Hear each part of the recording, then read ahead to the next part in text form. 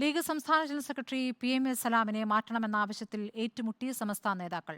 സമസ്ത മുഷാവറ അംഗം ഉമർ ഫൈസിയുടെ ആവശ്യം അനവസരത്തിലാണെന്ന് യുവ നേതാവ് നാസർ ഫൈസി കൂടത്തായി പറഞ്ഞു.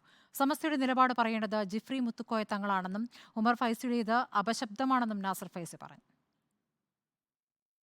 സമസ്തയെ നിരന്തരം അവഹേളിക്കുന്ന ലീഗിന്റെ സംസ്ഥാന ജനറൽ സെക്രട്ടറി PMA സലാമിനെ മാറ്റണമെന്നാണ് ഉമർ ഫൈസി മുക്കത്തിന്റെ ആവശ്യം. ഫാസിസ്റ്റ് വിരുദ്ധ നിലപാടിൽ വിട്ടുവീഴ്ച ചെയ്യാത്തത് ഇടതുപക്ഷമാണ്. പൊന്നാനിയിലെ സ്ഥാനാർത്ഥി KS ഹംസ സമസ്ത വിശ്വാസിയാണെന്നും ഉമർ ഫൈസി റിപ്പോർട്ടർ ടിവിയോട് പറഞ്ഞു.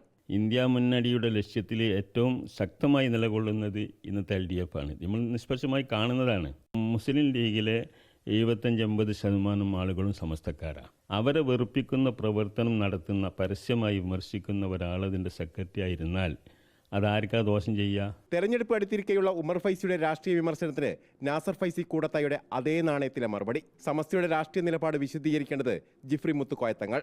ഉമർ ഫൈസിയുടേത് സ്വന്തം അഭിപ്രായം. തെരഞ്ഞെടുപ്പ് കാലത്ത് PMA സലാമിനെ മാറ്റണമെന്ന ആവശ്യം ഉന്നയിക്കുന്നത് അനവസരത്തിൽ. അല്ല, അത് സംസ്ഥയുടെ നിലപാടാണോ എന്ന് പറയേണ്ടത് അദ്ദേഹമല്ല. പറയേണ്ടത് ആധികാരികമായി സയ്യിദുൽ ഉലമ സയ്യിദ് മുഹമ്മദ് ജിഫ്രി മുത്തുക്കോയ തങ്ങളും ഷെയ്ഖുൽ ജാമി ആലുകുട്ടി ഉസ്താദും ഒക്കെയാണ്. പ്രത്യേകിച്ച് ഹംസയുടെ ചിഹ്നം പോലും പാർട്ടിയുടെ ഔദ്യോഗികമാണ്. KT ജലീൽ പോലും മത്സരിക്കാത്തൊരു ചിഹ്നത്തിലാണ് ഹംസ സാഹിബ് മത്സരിക്കുന്നത്. മുസ്ലിം ലീഗിന്റെ പാർട്ടി ജനറൽ സെക്രട്ടറിയുടെ ചില നിലപാടുകളോട് വിയോജിപ്പുണ്ടാവും സംഘടനക്ക്. അത്തരം കാര്യങ്ങൾ അതാത് മേഖലയിൽ തീർക്കപ്പെടണം. തെരഞ്ഞെടുപ്പിന്റെ മുമ്പിൽ കൊണ്ടല്ല ഇത്തരം വിഷയങ്ങൾ ചർച്ച ചെയ്യേണ്ടത്.